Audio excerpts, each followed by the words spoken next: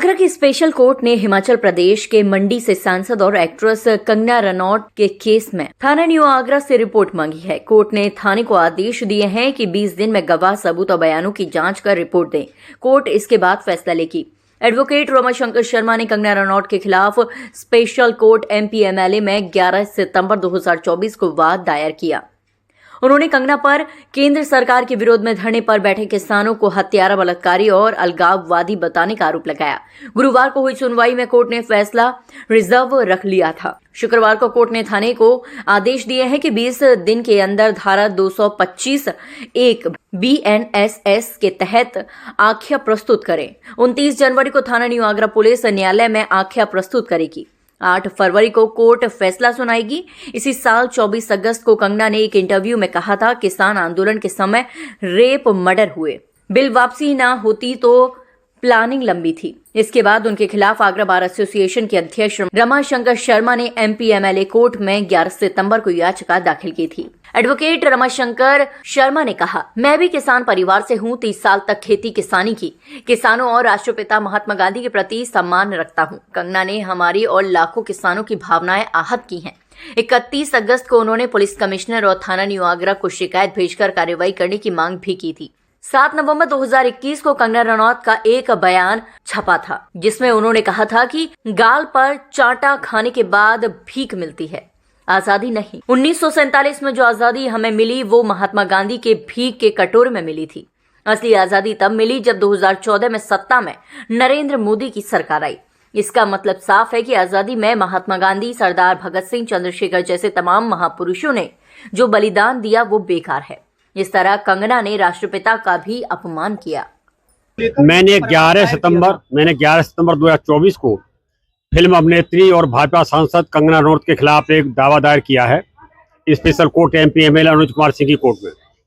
और मैंने इस बात के लेकर बात दायर किया है कि कंगना रनौत ने 26 अगस्त 2024 को एक ट्वीट किया था कि 20 अगस्त 2020 से लेके दिसंबर 2021 तक जो किसान काले कानूनों के विरोध में दिल्ली बॉर्डर पर धरने पर बैठे थे, वहां हत्याएं हो रही थी, बलात्कार हो रहे थे, और अगर देश का नेतृत्व उस पर मजबूत नहीं होता तो बांग्लादेश जैसे हालात पैदा हो जाते।